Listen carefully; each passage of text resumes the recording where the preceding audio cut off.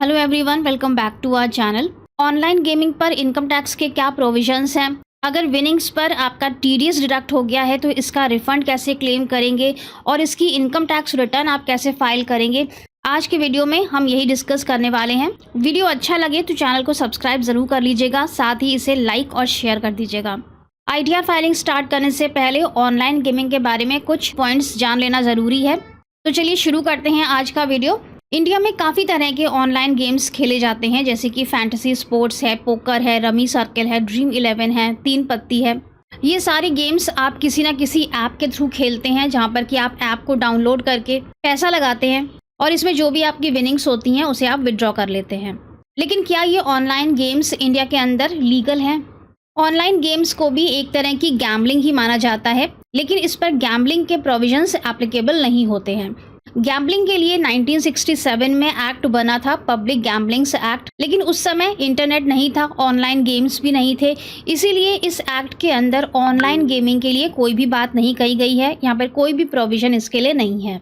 तो इसके लिए सुप्रीम कोर्ट ने जजमेंट भी पास किया है कि अगर आप कोई भी ऑनलाइन गेम खेलते हैं लेकिन वो बाय वे ऑफ स्किल है, जहाँ पर आप अपने स्किल का, अपने टैलेंट का यूज़ करते हैं, जैसे कि आप फैंटेसी स्पोर्ट्स में करते हैं, रमी में करते हैं या फिर आप ड्रीम 11 में करते हैं, तो इस तरह के ऑनलाइन गेम्स इलीगल नहीं हैं।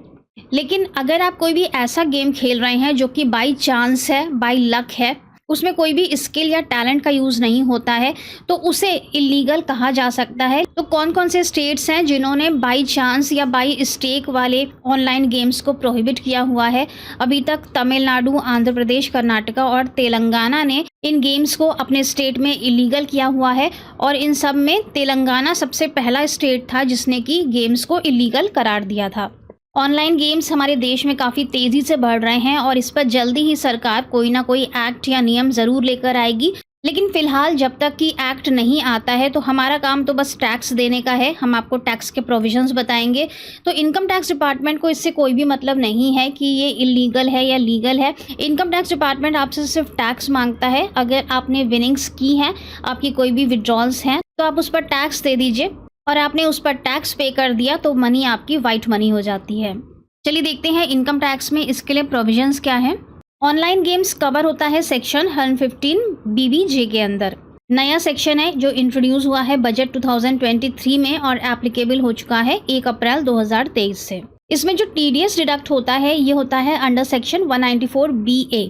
तो जब भी आप अपना 26 AS या AIS स्टेटमेंट चेक करेंगे तो वहाँ पर आपको सेक्शन टीडीएस का सेक्शन दिखेगा 194 BA, जिसमें कि टीडीएस डिडक्ट होता है ऑनलाइन गेम की विनिंग्स के ऊपर। लास्ट ईयर तक प्रोविजन था कि अगर आपकी विनिंग्स 10,000 रुपये से ज़्यादा की हैं तभी टीडीएस कटता था, लेकिन अब अगर आप कितनी भी विनिंग कर रहे हैं, 1 रुपये की भी आपकी विनिंग है तो भी टीडीएस कट जाएगा। टीडीएस किस रेट पे कटता है? यहाँ पर स्पेशल रेट लगता है 30% का और प्लस सेस अलग से। ये टैक्सेबल होता है under the head income from other sources. इसके लिए हम आईटीआर कौन सी फाइल करेंगे?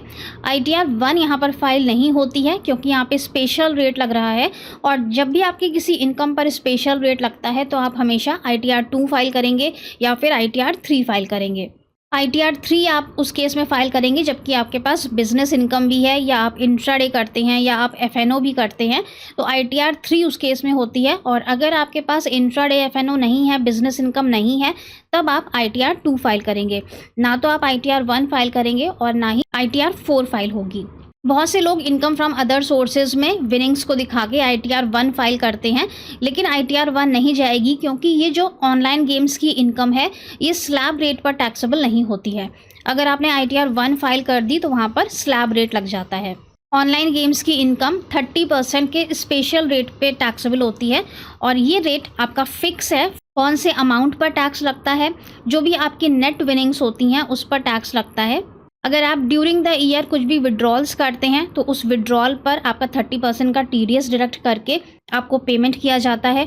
और अगर आपने विड्रॉ नहीं किया है तो जो भी आपका at the end of the year closing balance होगा उस पर टीडीएस काट लिया जाता है।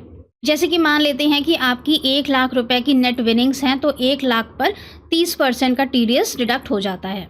सबसे इम्पॉर्टेंट पॉइंट कि क्या हमें यहाँ पर एग्जामिशन लिमिट का फ़ायदा मिलता है या हमें सेक्शन 87A का रिबेट मिलता है। तो ऑनलाइन गेम्स पर आपको जो भी विनिंग्स होती हैं उस पर आपको एग्जामिशन लिमिट का फ़ायदा तो नहीं मिलता है।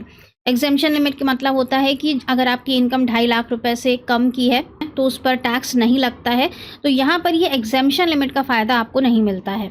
अगर आपकी विनिंग्स 1 लाख रुपए की भी हैं तो भी उस पर 30% का टैक्स लग जाएगा। लेकिन सेक्शन 87A का रिबेट आपको यहाँ पर मिलता है। सेक्शन 87A में अगर हम ओल्ड रिजीम में जाते हैं तो 15,000 रुपये तक हमारा टैक्स माफ़ हो जाता है, और अगर हम न्यू रिजीम में जाते हैं तो 25,000 रुपये तक हमारा टैक्स यहाँ पे नहीं लगता है। 87A का रिबेट मिलता है। तो अगर हम न्यू टैक्स रिजीम की बात करें तो अगर आपकी इनकम, आपकी जो नेट विनिंग्स हैं वो 7 लाख रुपए के अंदर आ रही हैं तो उस पर जितना भी TDS कटा होगा 30% के हिसाब से, उसमें से 25,000 रुपये जो सेक्शन 87A का रिबेट है वो कम हो जाते हैं। तो चलिए अब इनकम टैक्स पोर्टल पे चलते हैं और देखेंगे कि ऑनलाइन गेम्स के लिए ITR कैसे फाइल की जाती है। ITR 2 पर चलते हैं। यहाँ हम ITR 2 पर आ गए हैं, और क्योंकि ये ऑनलाइन गेम्स की इनकम फ्रॉम अदर सोर्सेज के हेड में टैक्सेबल होती है तो आपको शेड्यूल यहाँ पे सेलेक्ट कर लेना है। इनकम फ्रॉम अदर सोर्सेज यहाँ पे आना चाहिए क्योंकि हमें इसे फिल करना होगा। सबसे पहले तो हम जनरल इन्फॉर्मेशंस को कंफर्म कर लेंगे। यहाँ पर फाइलिंग सेक्शन ऑलरेडी सिलेक्टेड है। हम न्यू रिजीम में फाइलिंग कर रहे हैं और हम जो केस लेंगे वो भी हम ऐसा ही लेंगे जिसमें कि नेट विनिंग की इनकम 7 लाख रुपए से कम की है, जिससे कि आपको समझ में आएगा कि यहाँ पर 87A का रिबेट किस तरह से अप्लाई होगा। रेसिडेंशियल स्टेटस रेसिडेंट, और यहाँ पर you were in India for 182 days और more during the previous year, यहाँ पे नो कर देते हैं 115H में। FPI नो, डायरेक्टर है किसी कंपनी में नो, और अनलिस्टेड इक्विटी शेयर्स हैं नो। सेव, बैंक डिटेल्स में जो भी आपके बैंक इंडिया में हैं उनको आपको यहाँ पर इंक्लूड करना है। कोई बैंक इंक्लूड नहीं है तो यहाँ से ऐड अनदर करके इंक्लूड कर लेंगे, और कोई भी एक बैंक यहाँ पे आपको सेलेक्ट करना है जिसमें कि आप रिफंड लेना चाहते हैं। कंफर्म कर दिया। अगर आपको सैलरी भी मिलती है तो आपको ये सैलरी का शेड्यूल यहाँ से फिल कर लेना है। अगर कैपिटल गेन भी आपको दिखाना है तो कैपिटल गेन के लिए भी आपको शेड्यूल सेलेक्ट करना होगा। जब हम स्टार्टिंग करते हैं ITR 2 की, वहाँ से सिलेक्शन करते हैं हम कौन कौन से शेड्यूल हमें चाहिए होंगे। हम डायरेक्ट आ जाते हैं यहाँ schedule income from other sources पर। यहाँ पर अगर हमारा कोई भी डिविडेंड है या FD का इंटरेस्ट है तो वो ऑटोमेटिक यहाँ पे शो हो जाता है, और हम ये ITR ये अज्यूम करके फाइल कर रहे हैं कि हमारी और कोई दूसरी इनकम नहीं है। हम सिर्फ विनिंग्स करते हैं ऑनलाइन गेम से और वहीं से हमारी इनकम जनरेट होती है। सैलरी या कैपिटल गेन हम यहाँ पर नहीं ले रहे हैं वरना ये वीडियो काफ़ी लेंथी हो जाएगा। तो यहाँ पे सिर्फ हमने नेट विनिंग्स को ही कंसिडर किया है। अब यहाँ पर हमें एक पॉइंट मिलता है income chargeable at special rates, यहाँ पे क्लिक करेंगे। अब यहाँ पर हमें सबसे पहले तो सेक्शन सेलेक्ट करना है। नेचर ऑफ इनकम, यहाँ पर कुछ ऑप्शंस हैं, हमें चूज़ करना है हमें कौन सी इनकम दिखानी है। Income from lottery, crossword puzzle, card games, तो ये नहीं है हमारे केस में। हमारी है income by way of winning from online games, section है 115 BBJ, इसको ले लेंगे और यहाँ अमाउंट देना है। ये अमाउंट हमें कहाँ से मिलेगा, तो आप अपना AIS स्टेटमेंट ओपन करेंगे, वहाँ आपको सेक्शन 115 BBJ का नेट विनिंग्स का अमाउंट मिलेगा, साथ ही आपको TDS भी मिलेगा जो कि सेक्शन 194 BA में कटा होगा। तो ये ऑनलाइन गेम्स ऐप आपको सारा काम करके देते हैं। आपने कितनी इनकम जनरेट की है और कितने पर उन्होंने TDS काटा है वो सब कुछ आपको AIS स्टेटमेंट से मिल जाता है। अब यहाँ पर आपको अमाउंट ले लेना है कि कितनी आपकी नेट विनिंग्स हुई हैं जिस पर कि TDS कटा है। हम मान लेते हैं कि हमको 6 लाख रुपए की नेट विनिंग्स आई हैं जिस पर कि TDS कट गया है 30% का। अब यहाँ पर आपको वार्निंग दिखा रहा है, यहाँ पे क्या बोल रहा है कि आपको क्वार्टरली कंप्यूटेशन देना है। अभी आगे देखेंगे हम कि किस तरह से ये क्वार्टरली कंप्यूटेशन दिया जाता है। ऐड कर देंगे तो हमारी 6 लाख की नेट विनिंग्स हो गई और 77,000 का हमारा FD का इंटरेस्ट है। हमारी इनकम टोटल 7 लाख के अंदर ही है। अब हम नीचे स्क्रॉल करेंगे तो यहाँ पर हमें एक पॉइंट मिलेगा, इन्फॉर्मेशन अबाउट अक्रूवल और receipt of income from other sources. यहाँ पर हमें क्वार्टरली ब्रेकअप देना है कि हमने हर क्वार्टर में कितना विड्रॉ किया है। इसी तरह से हमें सेम डिविडेंड के लिए भी देना होता है कि हमने हर क्वार्टर में कितना डिविडेंड अर्न किया है। अगर आप ये ब्रेकअप यहाँ पर नहीं देंगे तो आपकी ITR फाइल नहीं हो पाएगी। अब यहाँ पर इस पॉइंट में दिया हुआ है income by way of winnings from online games, यहाँ पर आपको क्वार्टरली इनकम देनी है। और अगर आप क्वार्टरली इनकम नहीं कंप्यूट कर पा रहे हैं तो आप जितनी भी आपकी नेट विनिंग्स हैं वो यहाँ फर्स्ट क्वार्टर में लिख सकते हैं।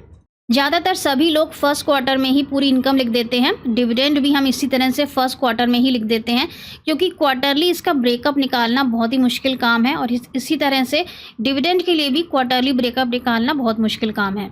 अगर इतना लेंथी प्रोसेस आप करने बैठ गए तो आपको 3-4 दिन तो ये क्वार्टर निकालने में ही लग जाएंगे। तो अब हम इसे सेव कर देते हैं। ये शेड्यूल हमारा कंफर्म हो गया है। इसके बाद जो बाकी के शेड्यूल्स हैं वो भी हमें कंफर्म कर लेने हैं, जैसे कि शेड्यूल साइला है, शेड्यूल बाफला है, शेड्यूल CFL है। ये सब बाय डिफ़ॉल्ट यहाँ पे आते हैं, इन्हें कंफर्म करना बहुत ज़रूरी है। इसके बाद शेड्यूल स्पेशल इनकम है, यहाँ पर हमारा टैक्स कैलकुलेट होगा। अब यहाँ पर जो भी हमारी नेट विनिंग्स थी उस पर 30% का टैक्स कैलकुलेट हो गया है, 1,80,000। आगे देखते हैं कि इस पर रिबेट मिलेगा या नहीं मिलेगा, एग्जेम्पशन लिमिट इस पर अप्लाई होगी या नहीं, या हमें पूरा 1,80,000 देना पड़ जाएगा। तो हम इसे सेव कर देते हैं। इसके बाद डिडक्शंस हैं, क्योंकि न्यू टैक्स रिजीम में कोई भी डिडक्शंस अलाउड नहीं है, इसको ऐसे ही ब्लैंक छोड़ देंगे। इसके बाद हमारे सारे शेड्यूल टैक्सेस के ही हैं, तो यहाँ पे टैक्स क्रेडिट स्टेटमेंट है, इसे भी कंफर्म कर देते हैं। कंप्यूटेशन ऑफ टोटल इनकम, यहाँ पर हमारी टोटल इनकम दिख रही है इनकम फ्रॉम अदर सोर्सेज में, जितनी भी हमारी 6 लाख रुपए विनिंग्स के और बाकी का FD का इंटरेस्ट है, इसे भी सेव कर दिया। इसके बाद इम्पॉर्टेंट शेड्यूल आता है टैक्सेस पेड का। यहाँ पर जो भी आपकी नेट विनिंग्स का TDS है वो रिफ्लेक्ट होगा। यहाँ पर हमारे केस में तो रिफ्लेक्ट नहीं हो रहा है, हम उसे यहाँ पर मैनुअली ऐड कर देते हैं। TDS के शेड्यूल में आपको एक चीज़ ध्यान रखनी है कि हेड ऑफ इनकम में आप यहाँ पर इनकम फ्रॉम अदर सोर्सेज को सेलेक्ट करेंगे। TDS हमने यहाँ पर ऐड कर दिया और हमारा टोटल TDS FD का और नेट विनिंग्स का, इसे कंफर्म कर दिया। अब हम अपने लास्ट शेड्यूल पर आ जाते हैं, कंप्यूटेशन ऑफ टैक्स। अब यहाँ पर हमारा जो टैक्स बना वो है 1,80,000, जो कि हमारी नेट विनिंग्स का टैक्स है, और हमारी जो FD का इंटरेस्ट था उस पर कोई भी टैक्स नहीं बना है, क्योंकि उसके ऊपर एग्जेम्पशन लिमिट अप्लाई हो गई है। 77,000 का हमारा FD का इंटरेस्ट था और हमारी जो एग्जेम्पशन लिमिट होती है वो 2.5 लाख रुपए है, तो वो वहाँ पर एडजस्ट हो गया। लेकिन ये जो नेट विनिंग्स थी ये एडजस्ट नहीं हुई हैं, यहाँ पर 30% का टैक्स रेट लग गया है। रिबेट मिल गया हमें 87A का, जो कि न्यू टैक्स रिजीम में 25,000 रुपये तक लगता है। तो 25,000 रुपये का रिबेट, और टैक्स पेबल हमारा यहाँ पर कितना बना, 1,80,000 में से 25,000 निकल गए, 1,55,000 का हमारा टैक्स पेबल बना। इस पर सेस वगैरह ऐड हो गए और ये टोटल आ गया हमारा 1,61,000 का टोटल टैक्स। टैक्सेस पेड में आते हैं, ये तो हमारा कंप्यूटेशन हो गया कि हमारा कितना टैक्स बन रहा है और हमने पे कितना किया है। तो पे के लिए टैक्सेस पेड शेड्यूल को यहाँ पर हम चेक करेंगे, तो हमने पे कितना किया है। ये अमाउंट हमारे TDS के शेड्यूल से आता है, 1,80,000 हमारा नेट विनिंग्स का और बाकी 7,000 हमारे FD के इंटरेस्ट का TDS था। तो ये टोटल हमने 1,87,000 पे किया हुआ है। तो अब इस केस में हमारा रिफ़ंड कितना बन गया, 26,000 रुपये का हमारा रिफ़ंड बन गया है, क्योंकि यहाँ पर हमें रिबेट मिल गया है। अगर ये रिबेट यहाँ पर नहीं होता, यानी कि हमारी जो नेट विनिंग्स हैं वो 7 लाख के ऊपर की होती, तो ये जो हमें रिफ़ंड मिल रहा है तो ये रिफ़ंड हमारा नहीं बनता, और जितनी भी आपका 30% का टैक्स कटा होता नेट विनिंग्स पर वो पूरा आपका यहाँ पर पे हो जाता। बस ये हमारा रिफ़ंड का अमाउंट यहाँ पर आ गया है। हम अपने रिटर्न को प्रीव्यू करेंगे और इसे सबमिट कर देंगे। तो इस तरह से ऑनलाइन गेम्स के लिए ITR फाइल की जाती है। अब बहुत से लोग बोलते हैं कि हमारा विनिंग्स पर TDS कट गया है, हमें रिफ़ंड चाहिए है। तो रिफ़ंड यहाँ पर आपको नहीं होता है। रिफ़ंड आपको उसी केस में होगा जबकि आपकी विनिंग्स 7 लाख रुपए से कम की हैं न्यू रिजीम के अंदर, और अगर आप ओल्ड रिजीम में जाते हैं तो अगर विनिंग्स 5 लाख रुपए से नीचे की हैं तभी आपको थोड़ा बहुत रिफ़ंड मिल सकता है, वरना पूरा TDS रिफ़ंड आपको नहीं मिलता है। और अगर आपकी विनिंग्स इन लिमिट के ऊपर की हैं तब तो आपको बिल्कुल भी रिफ़ंड नहीं मिलेगा, पूरा 30% का टैक्स यहाँ पे लग जाता है। सो आई होप कि हमने इस टॉपिक को अच्छे से कवर किया होगा, आपके लिए वीडियो यूज़फुल रहा होगा। Thank you so much for watching this video. मिलेंगे नेक्स्ट वीडियो में। Till then stay safe and healthy. Bye bye.